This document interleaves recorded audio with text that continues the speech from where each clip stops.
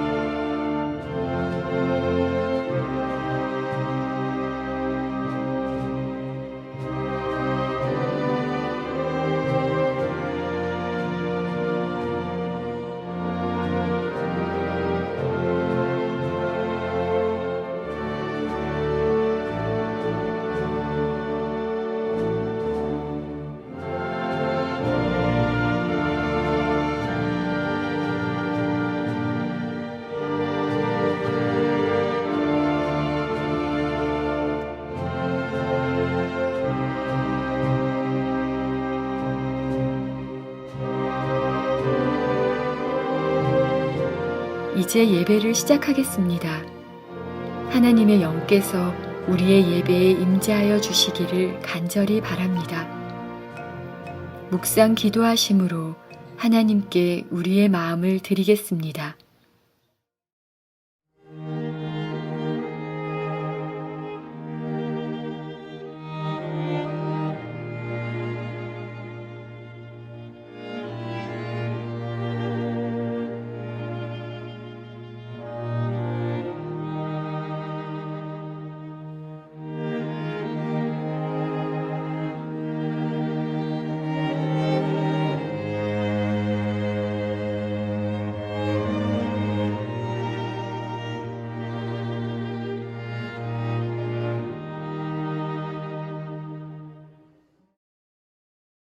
하늘에 계신 아버지, 저희의 눈을 열어주셔서 이 시대에 무슨 일이 일어나고 있고 하나님께서 성경을 통해서 보여주신 그 예언의 빛이 무엇인지 저희가 알 수 있도록 가르쳐 주시옵소서.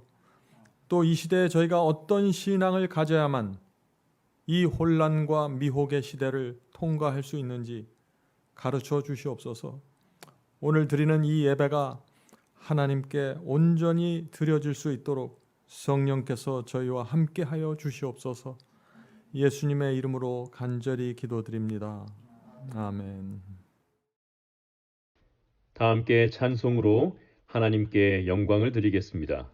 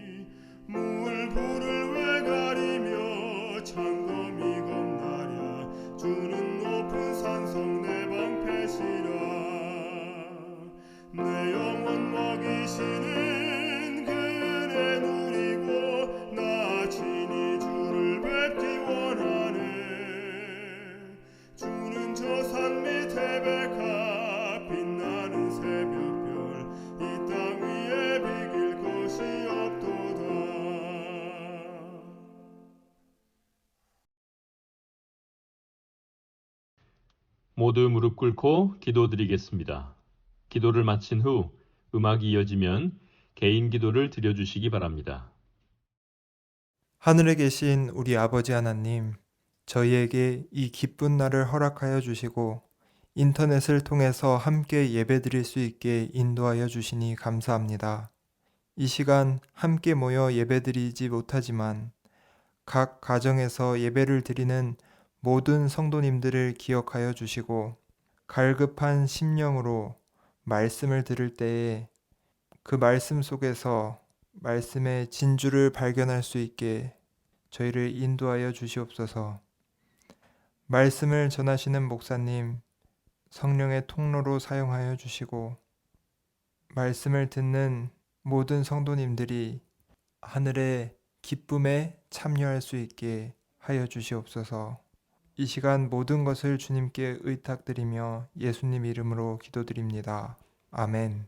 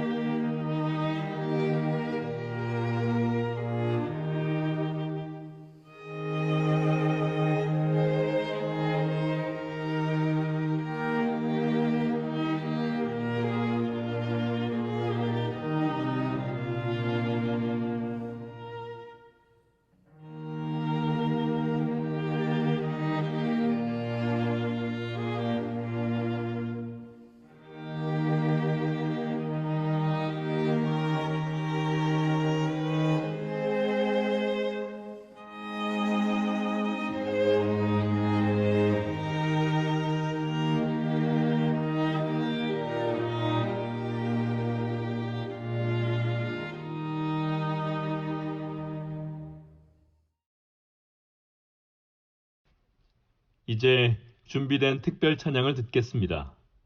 특별 찬양을 들으신 후에 목사님께서 하나님의 말씀을 대언해 주시겠습니다.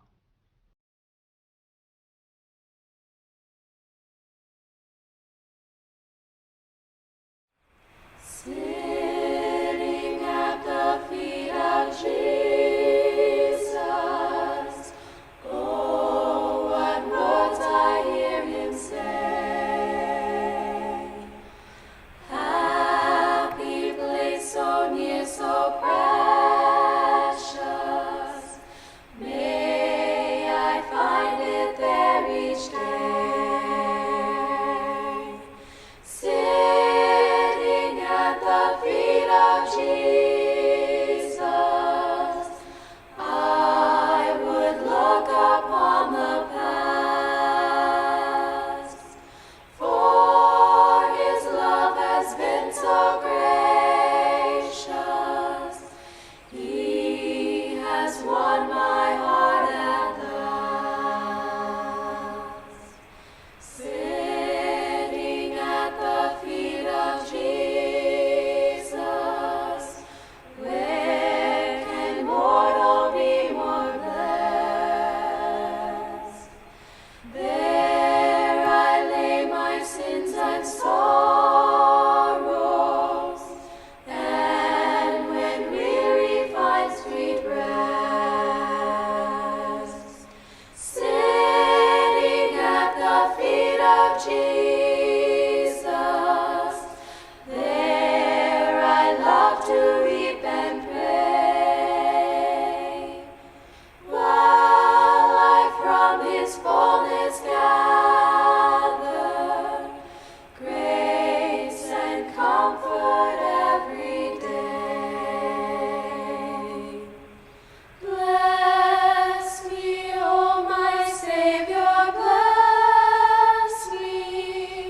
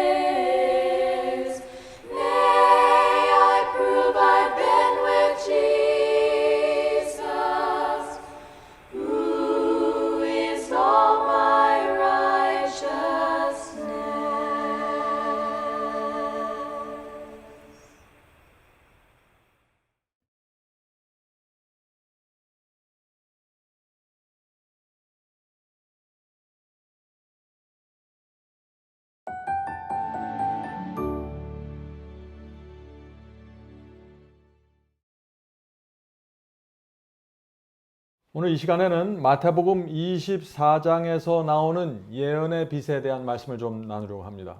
오늘 이 시간은 1부가 되겠고 다음 시간에 2부를 나누도록 하겠습니다. 예수께서는 마태복음 24장에서 재림의 징조가 무엇인지 아주 자세하게 설명해 주셨습니다. 나라가 대적하는 징조, 처처의 기근과 지진과 온역이 전염병이 창궐하는 징조, 세계적인 환란이 일어나는 징조, 수많은 성도들이 모든 민족에게 미움을 당하는 징조, 죽임을 당하는 징조, 거짓 선지자들이 나타나는 징조, 불법이 성하고 사랑이 식는 징조, 큰 이적으로 택하신 자까지 미혹당하는 징조, 이 많은 징조들을 마태복음 24장에 기록해 놓은 것입니다. 아주 자세하고 긴 징조의 리스트입니다. 그런데 이런 모든 징조를 주신 다음에 예수께서 무화과 나무 비유를 주신 것입니다. 자, 마태복음 24장 32절부터 읽겠습니다. 마태복음 24장 32절과 34절입니다. 나무의 비유를 배우라. 그 가지가 연하여지고 잎사귀를 내면 여름이 가까운 줄 아나니 이와 같이 너희도 이 모든 일을 보거든 인자가 가까이 문 앞에 이른 줄을 알라. 자, 이 말씀이 무슨 뜻입니까? 무화과 나무 가지가 있죠? 그 가지가 연하여지고 잎사귀가 나오기 시작하면 여름이 가까이 왔다는 것을 우리가 아는 것처럼, 자연 현상을 보면서 여름이 가까이 왔다는 것을 아는 것처럼 예수께서 지금 마태복음 24장에서 말씀이 재림의 징조들이 모두 이루어지면은 예수께서 문 앞에 이른 줄 알라고 지금 말씀하시는 것입니다. 다시 말해서 예수께서 재림하실 때가 되었다는 것입니다. 모든 징조가 이루어지면 말이죠. 그리고 나서 예수께서 아주 놀라운 말씀을 하십니다. 34절입니다. 이 34절의 말씀이야말로 지난 2000년 동안 기독교 역사에서 수많은 성도들의 가슴에 질문을 던졌던 그런 말씀입니다. 34절입니다. 내가 진실로 너희에게 이르노니 이 세대가 지나가기 전에 이 일이 다 이루리라. 성도 여러분, 이 말씀이 무슨 뜻입니까? 이 세대가 지나가기 전에 이 모든 징조가 다 이루리라는 이 말씀 무슨 뜻인가요? 어떤 분들은 이 말씀에 나오는 이 무화과 나무를 1948년에 그 이스라엘 건국으로 해석하죠. 그래서 이스라엘 건국으로부터 시작해서 한 세대가 지나가기 전에 예수께서 재림하신다고 해석합니다. 이스라엘 건국과 이 재림의 징조에 대한 문제는 저희 마지막 사명 웹사이트에 그 바이블 칼리지에서 제가 자세한 강의를 올려놓았습니다. 여러분들 관심 있는 분들은 꼭 들어오셔서 한번 들어보시길 바랍니다. 지금 예수님의 이 말씀에서 분명한 사실인데 그것은 제자들은 예수께서 하신 이 말씀의 의미를 정확하게 알아들었다는 것입니다. 예수께서 이 세대가 지나가기 전에 이 일이 다 이루리라 말씀하시자 제자들은 그들이 자신들이 살아있는 동안에 이 모든 징조들이 이루어지면서 세상이 끝나게 될 것이라는 의미로 받은 것입니다. 마태복음 24장에 보면요, 제자들이 이 징조와 사건들에 대한 질문을 합니다. 그런데 예수님의 이 말씀에 대해서는 이 세대가 지나가기 전에 내가 다시 온다, 세상이 끝난다 하는 이 말씀에 대해서는 전혀 질문하지 않습니다. 그것이 무슨 뜻인가요? 알아들었다는 얘기죠. 제자들은 예수님의 말씀을 2000년이 지난 먼 미래의 말씀으로 전혀 받아들이지 않았습니다. 상상도 하지 않은 것입니다. 만약 제자들이 이 말씀을 자신들이 죽고 난 후에 2000년이 지나간 후에 이루어질 말씀으로 받아들였다면 어떻게 되었을까요? 제자들이 가만히 있을 수가 없죠. 수많은 질문들이 그 당시에 쏟아져 나왔을 것입니다. 주의 재림이 2000년이 지나가야 이루어진다는 사실을 알면 제자들은 깊은 좌절에 빠졌을 것입니다. 그러나 이 세대가 지나가기 전에 이 모든 징조가 다 이루리라는 이 예수님의 말씀을 들었을 때, 우리가 살아있을 때 이 세상이 끝나고 그리스도의 재림이 있구나라고 확신했던 것입니다. 강력한 희망을 가진 것입니다. 여러분이 제자들의 입장에서 이 말씀을 들었더라도 똑같은 의미로 받으셨을 것입니다. 그러나 문제가 생겼습니다. 어떤 문제가 생겼나요? 예수께서 십자가에 돌아가시고 하늘로 승천하시고 반세기 50년이 지났습니다. 문제가 생긴 것입니다. 예수께서 오시지 않은 것입니다. 반드시 이 세대가 지나가기 전에, 이 제자들이 세대가 지나가기 전에 예수께서 반드시 올 것을 기대했는데 안 오신 것입니다. 초대교회를 세운 제자들이 하나씩 순교당하고 장로들이 나이가 들어서 늙어가는 모습이 보이는데 예수께서 올 기미가 안 보이는 것입니다.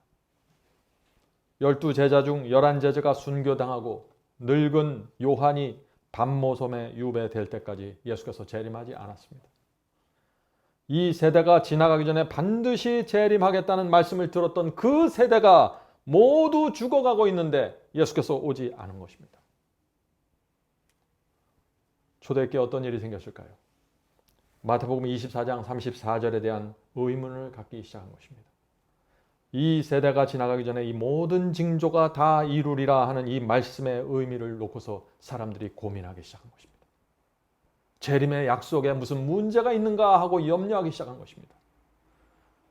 성도 여러분, 예수님의 이 말씀은 마지막 시대를 살아가는 저와 여러분에게도 중요한 의미가 있는 것입니다. 왜냐하면 이 세대가 지나가기 전에 모든 징조가 이루어지면서 예수께서 오실 것이라고 말씀했기 때문이죠. 이 세대가 그러면 어느 세대를 말하는 것입니까? 오늘 우리가 이 말씀을 좀 살펴보려고 하는 것입니다.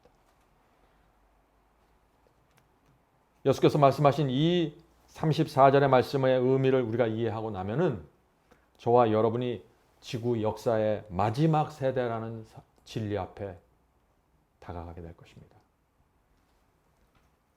우리 마음에 놀라운 감격이 생기고 우리 신앙에 놀라운 폭발력이 생기는 말씀이 바로 이 말씀입니다.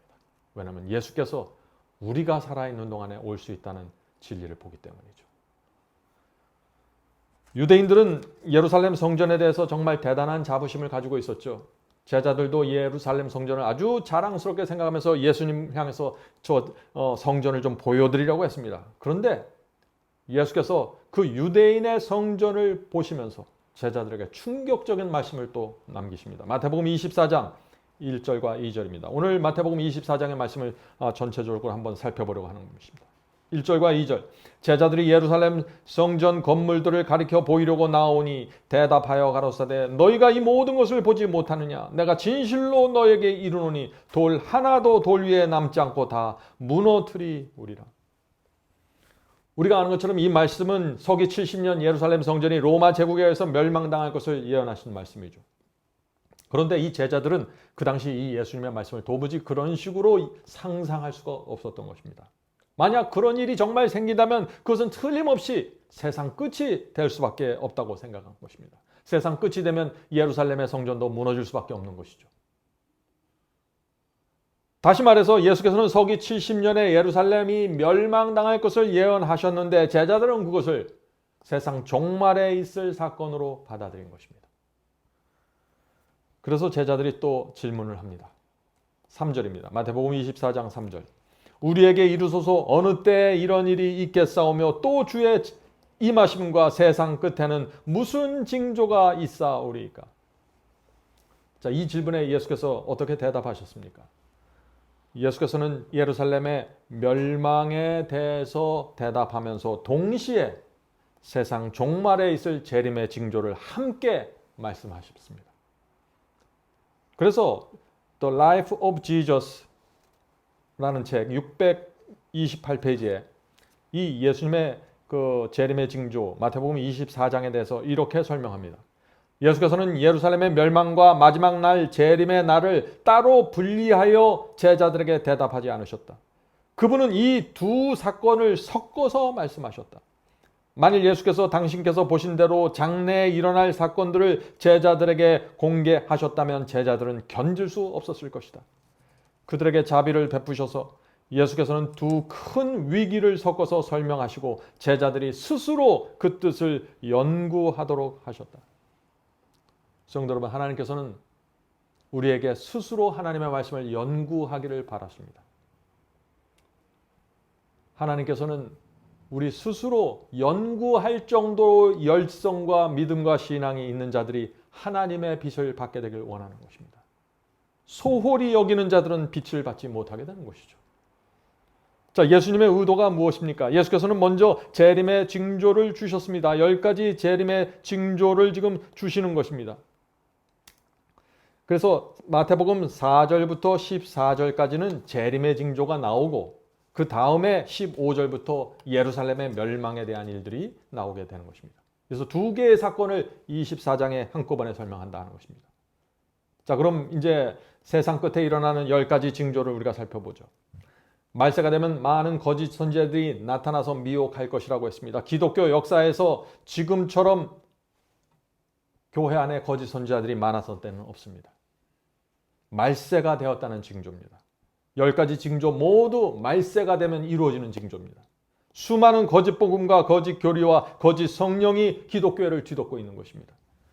예수께서는 전쟁과 전쟁의 소문이 있을 것이고 민족과 민족이 나라와 나라를 대적하겠고 엄청난 규모의 기근과 지진과 온역이 전염병이 있을 것이라고 했습니다. 모두 말세에 일어나는 사건들입니다. 이런 사건들이 모두 일어나면 그때 그 세대가 지나가기 전에 내가 올 것이다 라고 말씀하신 것이죠. 대도시에서 지금까지 보지 못했던 엄청난 규모의 지진이 생길 것입니다. 그것이 예수께서 하신 말씀입니다. 온역에 대한 예언은 지금 전 세계적으로 우리 눈앞에서 이루어지고 있죠. 코로나 바이러스가 215국에 퍼져나가서 지금 현재 200만 명 이상이 감염되었고 12만 명 이상이 사망했습니다. 점점 더 많은 사람들이 죽어가고 있습니다. 코로나19의 기간이 길어지면서 세계 경제가 무너지고 있습니다. 하나의 바이러스가 이 시대 최고의 의학과 과학과 최고의 경제를 다 무너뜨려 가고 있는 것입니다. 성도 여러분, 지금은 정말 깨어서 일어나야 될 때입니다. 예수께서는 기근과 지진과 온역을 말씀하신 후에 무엇을 말씀하셨을까요? 곧바로 마지막 환란을 말씀하십니다. 마태복음 24장 9절부터 14절 킹 제임스 성경으로 읽겠습니다. 처처의 기근과 지진과 온역이 있으리니 이 모든 것이 슬픔의 시작이니라. 그때가 어느 때죠? 세계 도처에서 엄청난 규모의 기근과 지진과 온역이 전염병들이 창궐하게 되면은 그때 마지막 사건이 일어난다는 것입니다. 마지막 환란이 생긴다는 것이에요. 읽어보겠습니다. 그때 사람들이 너희를 환란에 넘겨주겠으며 너희를 죽이리니 너희가 이 이름을 위하여 모든 민족에게 미움을 받으리라. 자, 마지막 시대에 수많은 사람들이 죽고 모든 민족에게 하나님의 백성들이 미움을 받는 환란이 일어난다는 것입니다. 이 환란은 어떤 환란일까요? 이 환란은 요한계시록 13장에 나오는 짐승의 표 환란이 될 수밖에 없는 것입니다. 세계적인 지구 역사에서 지구 전체에서 일어나는 세계적인 환란은 하나밖에 없기 때문에 그렇게 해석할 수밖에 없는 것입니다. 자, 그런데 왜 하나님의 백성이 온 세상 사람들에게 미움을 받게 될까요? 왜냐하면 그때는 온 세상이 둘로 정확하게 나눠질 때이기 때문입니다. 온 세상이 미혹을 당해서 사탄의 편에 서는 때입니다. 그래서 미혹당하지 않는 진리와 예언을 정확하게 아는 사람들은 온 세상을 향해서 미움과 핍박을 받게 되는 것입니다. 자, 계속해서 읽겠습니다. 그때 많은 사람이 시험에 빠져 서로 잡아주고 서로 미워하겠으며 거짓 선지자가 많이 일어나 많은 사람을 미혹하겠으며. 성도 여러분, 예수께서 이 말씀을 하실 때 그 마음이 어떠했을까요? 거짓 선지자가 많이 일어나 많은 사람을 미혹하고 수많은 사람들이 죽을 것이라고 말씀하시는 이 말씀을 하시는 예수님의 심정이 어땠을까요? 우리는 예언을 이해해야 합니다. 짐승의 표 환란이 일어나면 기독교 역사에서 가장 많은 선지자들이 거짓 선지자들이 나타나서 미혹할 것입니다. 지금 교회 다니고 있는 사람들 중에 거의 모두가 미혹당하게 될 것입니다. 제 얘기가 아닙니다. 요한계시록에서 그렇게 말하고 있는 것입니다. 거의 모두가 적그리스도를 하나님의 대리자로 받아들이게 될 것입니다. 왜 그런 일이 생길까요? 거의 모든 그리스도인이 진리가 무엇인지 모릅니다. 거의 모든 그리스도인이 성경의 예언이 무엇을 말하고 있는지 어떻게 이루어지는지 모릅니다. 다니엘과 요한계시록이 덮여져 있어요. 교회는 암흑 속에 있습니다. 마지막 환란이 곧 다가오는데 교회는 암흑 속에 있는 것입니다. 지구 역사 최고의 미혹이 다가오고 있는데 교회는 어둠 속에 있고 다니엘과 요한계시록은 덮여져 있는 것입니다.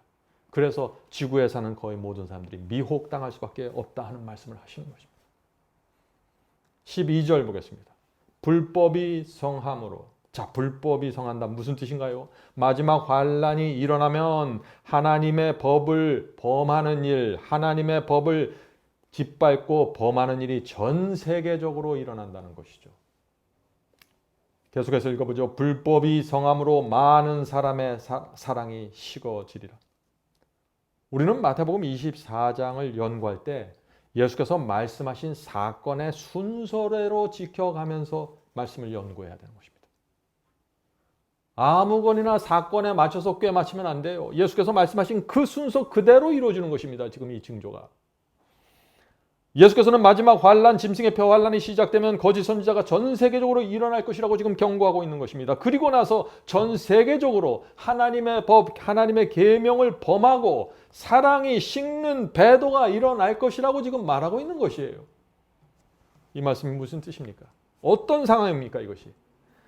짐승의 표 환란이 계명을 범하는 것과 사랑이 식는 일과 깊이 상관이 있다는 것입니다. 이것이. 요한계시록에 가서 우리가 그 사실을 확인할 수 있는 것입니다. 성도 여러분, 오늘 우리는 예수께서 주신 이 마태복음 24장에서 주신 이 재림의 징조와 요한계시록의 예언이 어떻게 함께 나란히 가는지 살펴볼 것입니다. 오늘 많은 사람들이 사복음만 이해하면 된다고 말하죠. 천만의 말씀이에요. 이 사복음에 기록된 이 예언이 요한계시록과 어떻게 연결되어 있고 어떻게 구체적으로 설명되어 있는지 모르면 미혹당하게 됩니다. 오늘 여러분이 제 말이 왜 그런지 이해하게 되실 것입니다. 요한계시록 14장 11절과 12절 보겠습니다. 짐승의 표 환란에 대한 말씀이죠. 짐승과 그의 우상에게 경배하고 그 이름의 표를 받는 자는 누구든지 밤낮 쉼을 얻지 못하리라 하더라. 자, 이것은 짐승의 표 환란이 일어나는 장면입니다. 사도 요한은 그때 짐승의 표를 거절하는 사람들이 누구인지 정확하게 여기서 지적을 합니다. 자, 보겠습니다. 성도들의 인내가 여기 있나니 저희는 하나님의 계명과 예수 믿음을 지키는 자니라. 성도 여러분, 어떤 성도들이 짐승의 표를 받지 않는다고 했습니까? 하나님의 계명과 예수 믿음을 지키는 자입니다. 예수님만 믿는 사람들이 아니에요. 예수님을 믿는 그 믿음을 가지고 계명까지 지키는 그 성도들을 말하는 것입니다. 자, 그런데 우리는 여기서 한 가지 질문을 좀 던지게 됩니다. 예수께서는 짐승의 환란, 마지막 환란을 말하면서 왜 하나님의 법이 크게 무너지게 될 것이고 불법이 성하게 될 것이라고 했고, 사도 요한은 왜 마지막 환란을 설명하면서 하나님의 계명을 지키는 성도들이 짐승의 표를 받지 않을 것이라고 말했을까요? 예수님도 마지막 환란에 대해서 얘기하면서 하나님의 법을 얘기하고, 사도 요한도 짐승의 표 환란을 얘기하면서 하나님의 계명을 지켜야 한다고 말하고 있는 것입니다. 똑같은 것을 말하고 있는 것입니다. 성도 여러분, 이것은 정말 중요한 질문입니다. 이 시대에 이 질문에 대해서 대답할 수 있는 성도들이 마지막 예언에 대한 빛을 갖고 있는 백성입니다. 성도 여러분, 말세가 되면서 기독교 전체에서 하나님의 계명을 지키고 예수 믿음을 가진 성도들이 아주 소수가 되어버립니다. 거의 모든 사람들이 계명을 범하면서 참된 신앙이, 참된 사랑이 식어버렸습니다. 예수님의 예언이 그대로 이루어져 가고 있습니다. 지금 현재 짐승의 표 환란이 일어나기 전에 이미 이 예언이 성취되고 있다는 것입니다. 왜 그럴까요? 왜냐하면 오늘날 수많은 교회에서 그 설교를 하기 때문이죠. 이런 설교들이 나오는 것입니다. 계명을 지키는 것은 율법주의고 행위신앙입니다. 십자가에서 계명이 폐지되었습니다. 더 이상 계명을 지킬 필요가 없습니다. 서로 사랑하는 새 계명만 지키면 됩니다. 이런 설교들이 지구 전체에 있는 기독교를 뒤덮기 때문에 사람들이 하나님의 법에 순종하는 신앙이 사라진 것입니다. 정말 사랑만 하면 될까요? 믿기만 하면 계명을 지키지 않아도 됩니까? 서로 사랑하면 우상을 섬겨도 된다는 얘기입니까? 서로 사랑하면 간음하고 거짓말해도 된다는 얘기예요. 무슨 얘기를 하는지 모르겠어요. 조심하셔야 됩니다. 하나님의 법을 짓밟는 엄청난 배도가 지금 이루어지고 있습니다. 이 문제가 짐승의 표 환란에 그대로 연결되어 있다는 것입니다. 자, 성경이 선포하는 진리를 보세요. 성경은 이 문제에 대해서 계명과 사랑에 대해서 정확하게 얘기합니다. 왜 하나님의 법을 범하면 사랑이 식어버리는지 성경은 이렇게 말합니다. 요한복음 14장 15절. 요한복음 14장 15절입니다. 너희가 나를 사랑하면 나의 계명을 지키리라. 분명합니까? 요한복음 14장 21절. 나의 계명을 지키는 자라야 나를 사랑하는 자니. 요한일서 5장 3절. 하나님을 사랑하는 것은 이것이니 우리가 그의 계명들을 지키는 것이라. 성도 여러분, 사랑하십니까? 계명을 지키셔야 합니다. 그것이 안 되면 여러분의 사랑은 거짓 사랑입니다. 성경이 말하는 사랑이 아니라 인간의 사랑입니다. 성도 여러분, 성경은 계명과 사랑을 하나로 묶어 놓았습니다. 누구도 이것을 분리시킬 수 없습니다. 왜 그럴까요? 우리가 정말 주님을 사랑하면 주께서 주신 모든 말씀과 계명에 순종하게 되기 때문이죠. 오해하지 마세요. 제가 바리새인처럼 구원받기 위한 수단으로 순종하라고 말하는 것이 아닙니다. 주님을 너무나 사랑하기 때문에 손해와 희생을 무릅쓰고 하나님의 계명에 순종하는 신앙으로 나가게 된다는 것입니다. 이런 신앙을 가진 성도들이 짐승의 표를 거절하고 승리하게 될 것을 지금 말하고 있는 것입니다. 짐승의 표 환란이 오면 희생과 고난을 마다하지 않고 진리만 바라보면서 순종하는 성도들, 그들을 하나님의 보호 아래 거하게 될 것입니다. 성도 여러분, 사도 요한이 짐승의 표 환란을 말하면서 성도들의 인내가 여기 있나니 그들은 하나님의 계명과 믿음을 가진 자니라 라고 말한 이유를 여러분들 이해하시겠습니까? 예수께서 마지막 환란을 말하면서 불법이 성함으로 많은 사람의 사랑이 식어질 것을 경고하신 이유를 아시겠습니까?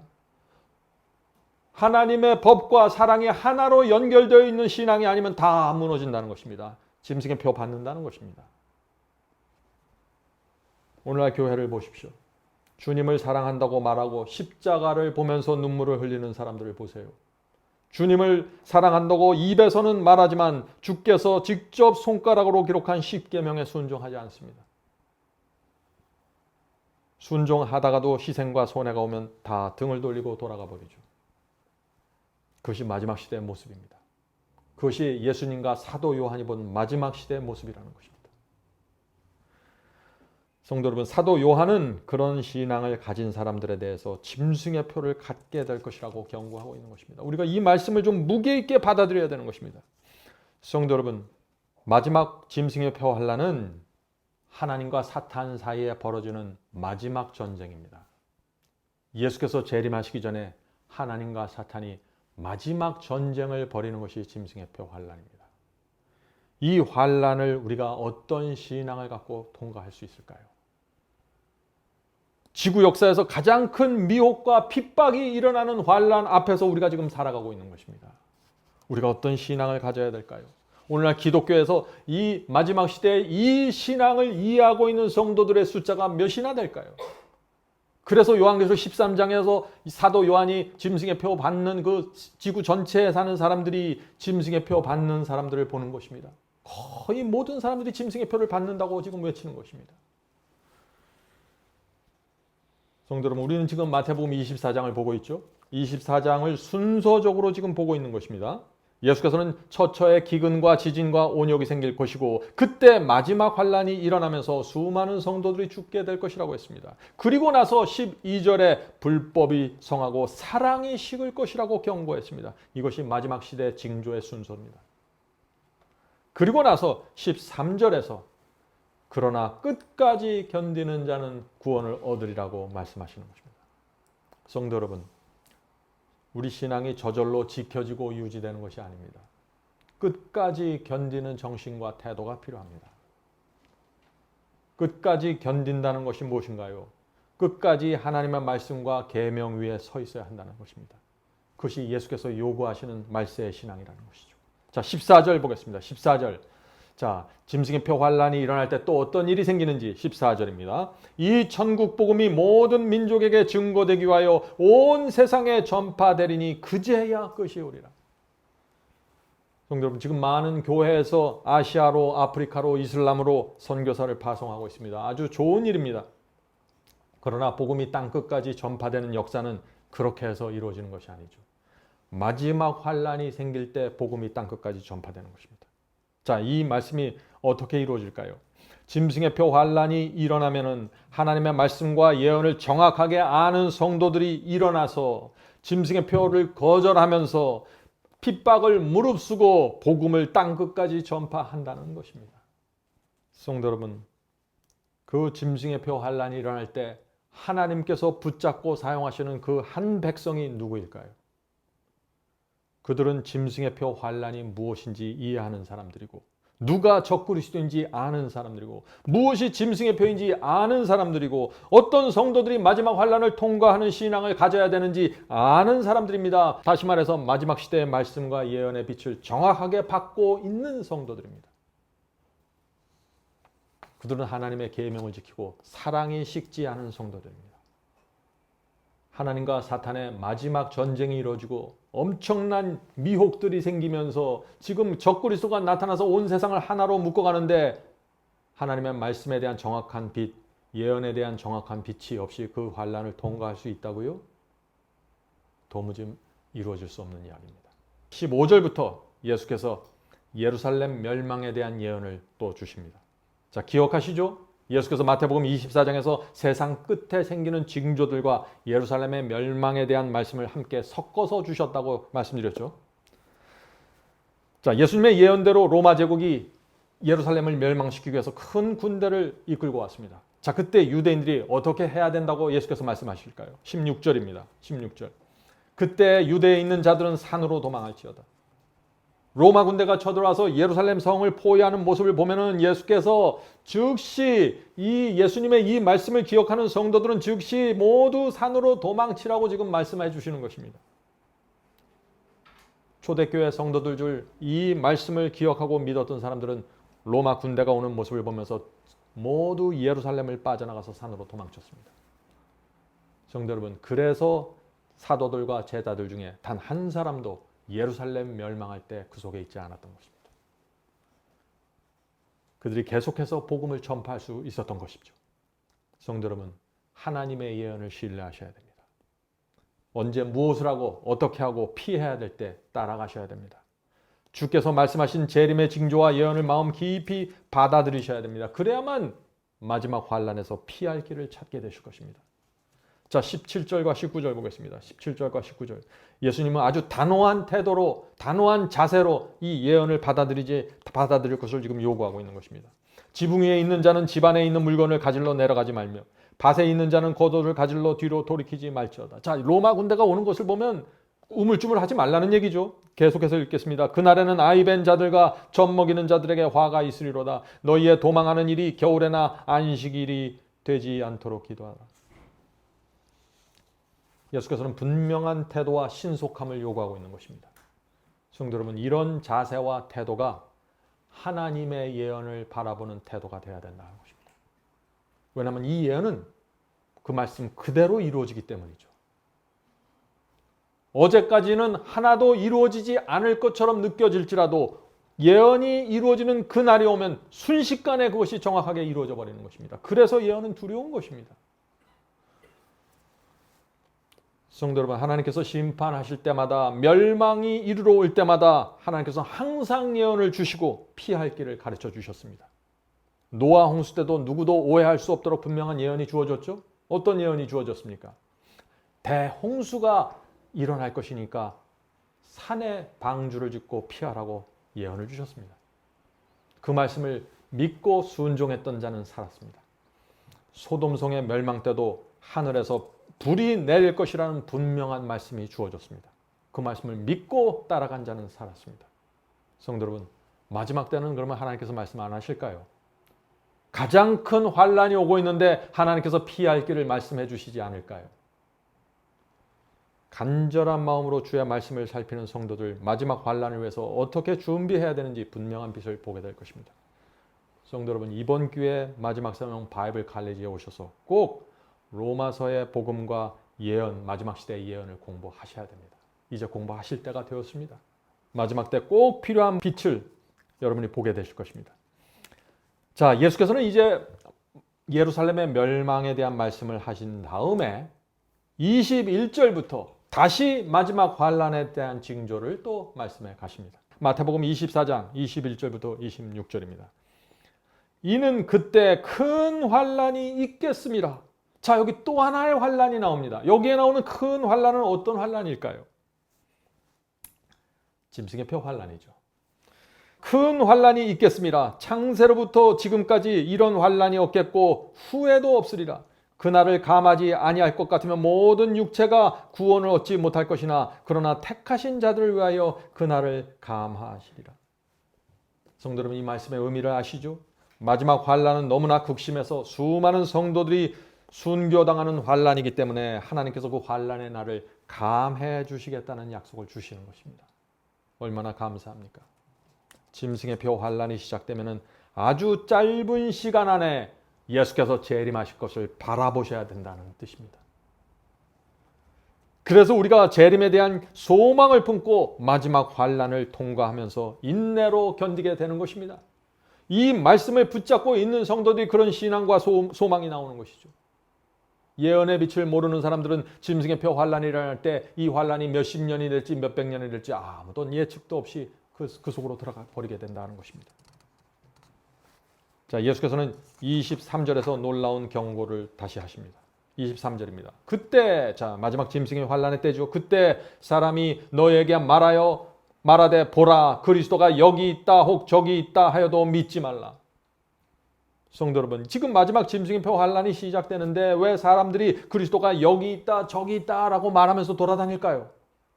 온 세상에서 지금 그리스도가 여기 나타났다 저기 나타났다 하는 말들이 터져 나온다는 것입니다. 지금 짐승의 표 환란이 시작되면 왜 이런 일이 생길까요? 자, 24절 보겠습니다. 거짓 그리스도들과 거짓 선지자들이 일어나 큰 표적과 기사를 보이어 할 수만 있다면 택하신 자들도 미혹하게 하리라. 무슨 뜻인가요? 마지막 환란이 시작되면 거짓 선지자들이 지구 전체에서 나타나서 엄청난 이적과 기사를 일으킨다는 것입니다. 그래서 사람들이 그 모습을 보면서 그리스도가 여기 났다 저기 났다가 소리치고 외치게 된다는 것입니다. 주님의 이 예언이 얼마나 분명하고 자세한지 모르겠습니다. 그 거짓 이적이 너무나 크고 놀랍기 때문에 하나님께서 택하신 자들까지 미혹당할 수 있다고 경고하시는 것입니다. 요한계시록으로 우리가 이 장면을 돌아가야 되는 것입니다. 요한계시록을 보면은 마태복음 24장에 말씀하신 지금 이 장면이 아주 정확하게 또 나오고 있는 것입니다. 자, 요한계시록 13장 13절 14절입니다. 마태복음 24장의 이 주님의 말씀은 요한계시록에서 확인해야 되는 말씀입니다. 요한계시록 13장 13절 14절입니다. 큰 이적을 행하되 심지어 사람들 앞에서 불이 하늘로부터 땅에 내려오게 하고 짐승 앞에서 받은 바 이적을 행함으로 땅에 거하는 자들 지구에 거하는 자들을 미혹하며. 성도 여러분, 마지막 때 이 짐승의 환란이 일어나면서 지구 전체에서 일어나는 이 미혹의 장면이 보이십니까? 하늘에서 불이 내려오는 것과 같은 엄청난 미혹이 시작된다는 것입니다. 이 짐승의 표 환란은요, 지구 역사 최고의 미혹입니다. 왜 그럴까요?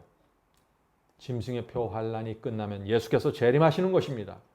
그래서 사탄은 지난 수천 년 동안 가졌던 모든 방법과 미혹의 수단을 이용해서 마지막 미혹을 펼쳐내는 것입니다. 굉장할 것입니다, 성도 여러분. 사탄과 악령들이 사람의 모습으로 나타나서 직접 미혹하기 시작할 것입니다. 예수께서 이 땅에 계셨을 때 하셨던 그런 이적들이 나타나게 될 것입니다. 앉은뱅이를 일으키고 눈먼 자들이 눈을 뜨게 될 것입니다. 가난한 자들에게 기적으로 먹을 것이 공급될 것입니다. 누구에 의해서요? 사탄과 거짓 선지자들에 의해서 말이죠. 그때 온 세상은 한 목소리로 구세주가 여기 있다 저기 있다 외칠 것입니다. 그래서 예수께서 마태복음 24장에서 그리스도가 여기 있다 저기 있다 하여도 믿지 말라고 경고하신 것입니다. 성도 여러분, 오늘 말씀을 통해서 여러분 무엇을 보십니까? 요한계시록을 이해하지 않으면 미혹당한다는 것입니다. 그래서 예언 학교를, 예언 공부를 하셔야 되는 것입니다. 기도하셔야 됩니다. 요한계시록의 예언을 내가 어디서 가서 공부해야 될지 기도하셔야 됩니다. 자, 계속되는 예수님의 경고를 들어보죠. 25절, 마태복음 24장 25절 26절입니다. 마태복음 24장 25절 26절. 내가 너희에게 미리 말하였노라. 그러면 사람들이 너희에게 말하되 보라 그리스도가 광야에 있다 하여도 나가지 말고 보라 골방에 있다 하여도 믿지 말라. 성도 여러분, 이제 마지막 환란의 모습을 이해하시겠죠? 사탄의 이적이 온 세상을 지배할 때 여러분 어디 있어야 될까요? 이적이 일어나는 장소를 찾아가면 안 되는 것입니다. 하늘에서 내려오는 듯한 엄청난 이적을 보는 순간 미혹당하기 때문에 가지 말아야 되는 것입니다. 기적을 보는 대신에 하나님께서 성경에 기록된 말씀과 예언이 무엇인지 확인하면서 하나님과 성령의 인도를 따르셔야 될 때입니다. 27절부터 드디어 예수께서 재림하시는 장면이 펼쳐집니다. 성도 여러분, 예수께서 재림하시기 전에 어떤 일이 생긴다고요? 짐승의 표 환란이 일어나면서 큰 기적들이 생기면서 미혹이 일어나면서 하나님의 법이 짓밟히고 불법이 성하고 사랑이 식는 이런 엄청난 일들이 지구 전체에 일어날 때 그때 예수께서 재림하신다는 것입니다. 27절 28절입니다. 번개가 동편에 나서 서편까지 번쩍인 것 같이 인자의 임함도 그리하리라. 자, 번개가 번쩍일 때 모든 사람들이 볼 수 있죠? 예수님의 재림은 모든 사람이 보는 데서 이루어진다는 것입니다. 몰래 오시는 것도 아니고 비밀리에 오시는 것도 아닙니다. 번개가 동쪽에서 서쪽으로 칠 때 모든 사람이 보는 것처럼 그런 식으로 예수께서 이 지구에 오신다는 것이죠. 계속해서 읽겠습니다. 인자의 임함도 그리하리라. 죽음이 있는 곳에는 독수리들이 모일지니라. 여기 이상한 장면이 나옵니다. 왜 갑자기 독수리가 나올까요? 그리스도의 재림의 장면에서 왜 죽음이 나오고 독수리들이 모여드는 장면이 나올까요? 예수께서 재림하실 때 악인들이 죽임을 당하기 때문입니다. 예수께서 천천만만의 천사들과 영광스럽게 재림하실 때 의인들은 기쁨으로 달려가 맞이할 것이지만 악인들은 그리스도의 영광의 빛으로 죽음을 당하게 되는 것이죠. 그때 독수리들, 새들이 모여들어서 그 죽어있는 악인들의 시체를 뜯어먹는다는 것입니다. 요한계시록은 그 장면을 새들의 잔치로 기록하고 있습니다. 자, 여기서 다시 마태복음 24장이 요한계시록과 또다시 연결되는 것입니다. 자, 요한계시록 19장 17절 18절입니다. 요한계시록 19장 17절 18절. 한 천사가 해에 서서 공중에 나는 모든 새들을 향하여 큰 음성으로 외쳐 가로되 와서 하나님의 큰 잔치에 모여 왕들의 고기와. 자, 예수께서 재림하실 때 지구에 있던 악인들이 다 죽어서 시체가 지구 전체에 지금 널브러져 있는 것이죠. 끔찍한 장면입니다. 그때 천사가 지구에 있는 모든 새들을 불러들이는 것입니다. 그리고 이렇게 말하는 것이죠. 큰 잔치에 모여 왕들의 고기와, 자, 고기란 죽은 시체의 몸을 말하는 것입니다. 왕들의 고기와 장군들의 고기와 장사들의 고기와 말들과 그 탄자들의 고기와 자유한 자와 종들이나 물론 대소하고 모든 자의 고기를 먹으라 하더라. 성도 여러분, 이것은 정말 끔찍한 장면이죠. 예수께서 재림하실 때 악인들의 시체를 뜯어먹고 있는 새들의 잔치가 벌어진다는 것입니다. 우리의 몸이 결코 그 자리에 있으면 안 되는 것입니다.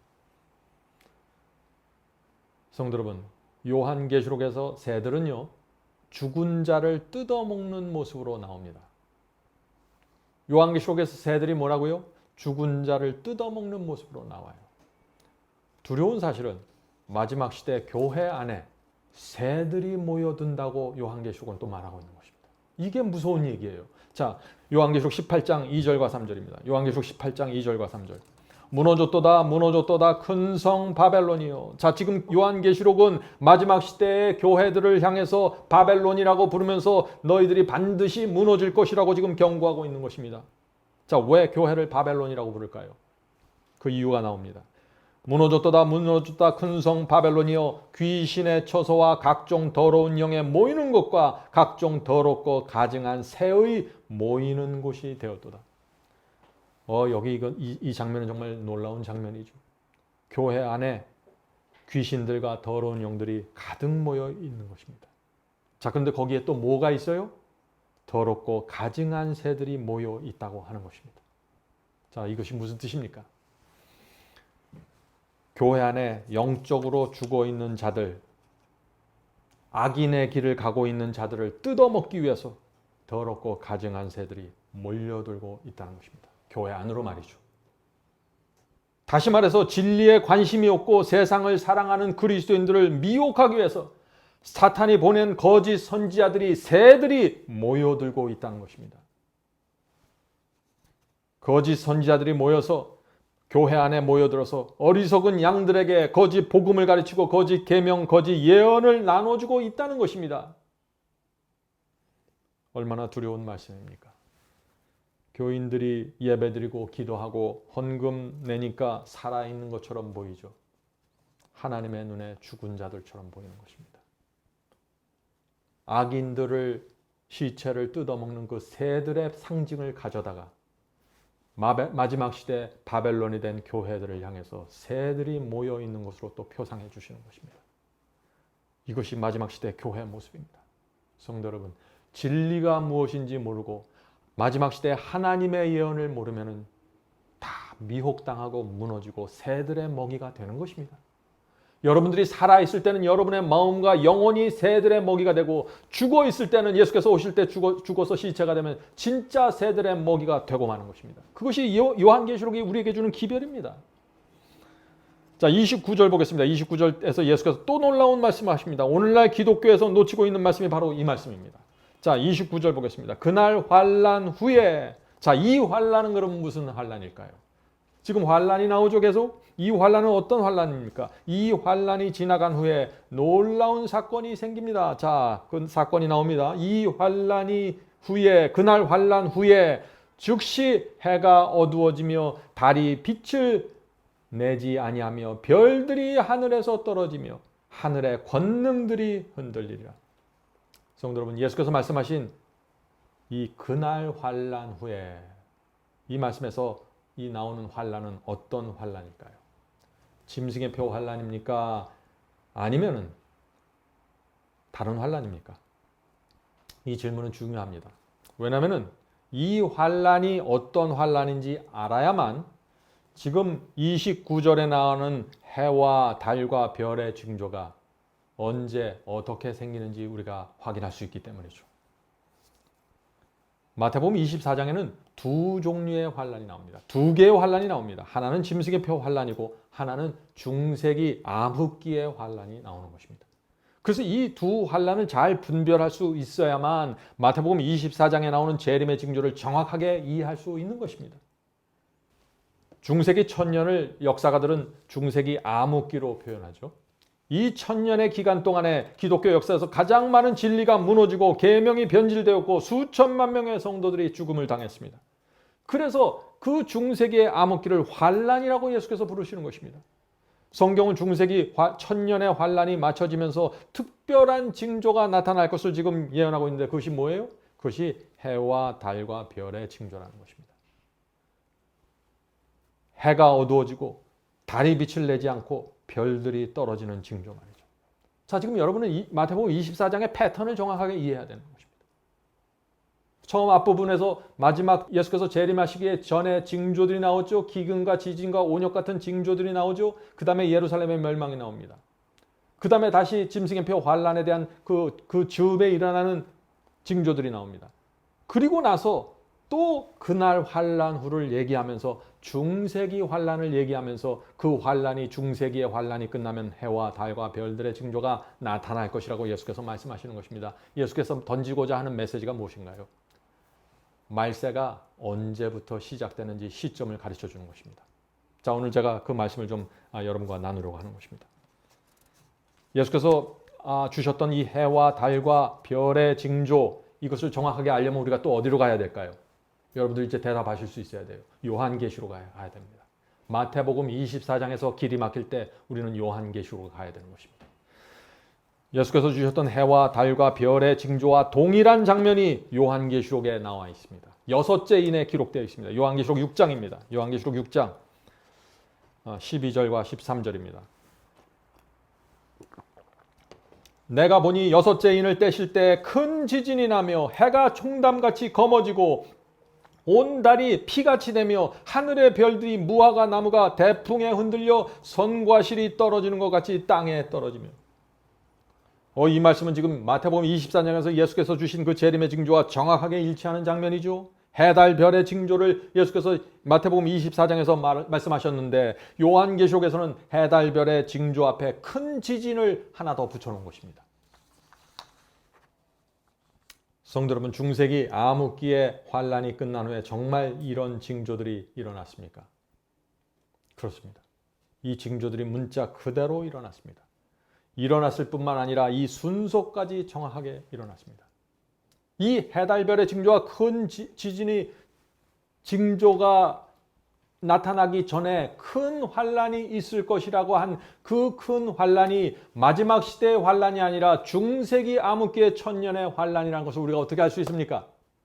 해달별의 징조가 중세기가 끝나자마자 나타났기 때문에 우리가 그것을 그렇게 적용할 수 있는 것입니다. 역사 속에서 확인할 수 있는 것이죠. 다음 시간에 2부에서 큰 지진과 해달별의 징조가 언제 어디서 어떻게 이루어졌는지, 그것이 말세의 사건들과 징조들과 어떤 관계가 있는지 살펴보겠습니다. 성도 여러분, 예수께서 해달별의 징조를 말씀하신 후에 무화과 나무 비유를 주신 것입니다. 오늘 이 말씀이 주제이죠. 이 무화과 나무 비유를 주시면서 내가 진실로 너희에게 이르노니 이 세대가 지나가기 전에 이 일이 다 이루리라고 말씀하신 것입니다. 이 말씀에 대한 비밀을 제가 2부에서 다루도록 하겠습니다. 성령께서 부디 이 재림의 징조를 보는 우리의 눈을 열어주게 되시기를 간절히 바랍니다. 이런 일이 되기를 시작하거든 일어나 머리를 들라 너희 구속이 가까웠느니라.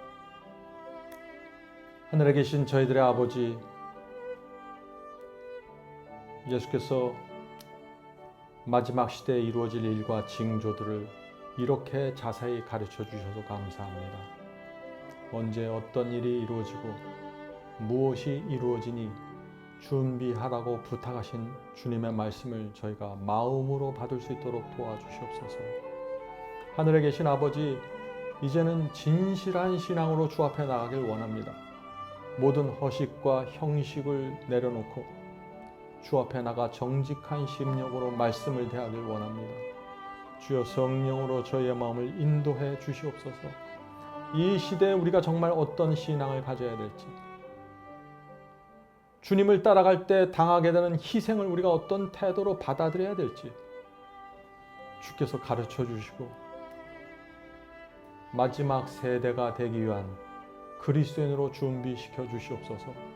하늘에 계신 아버지, 어린아이와 같은 단순한 심령으로 주의 말씀을 받을 수 있도록 인도해 주시고 날마다 성령의 은혜가 저희의 마음에 촉촉히 내려져서 저희가 주의 말씀을 기쁨으로 받고 갈 수 있도록 도와주시옵소서.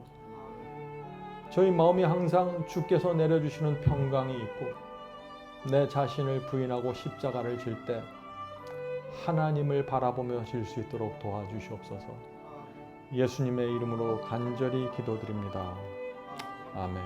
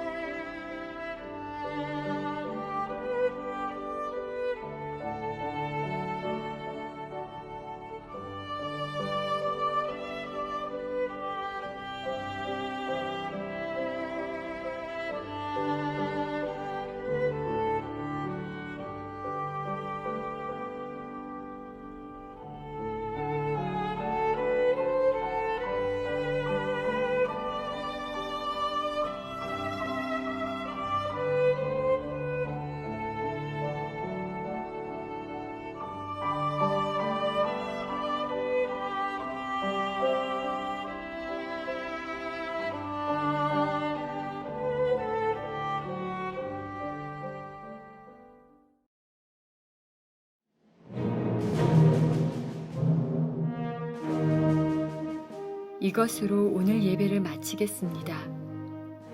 설교 말씀에 대한 감동이나 소감을 웹사이트 하단 게시판에 남겨주시면 감사하겠습니다. 사시는 지역 또는 나라와 함께 간증을 남겨주시면 우리 모두에게 큰 위로와 격려가 될 것입니다.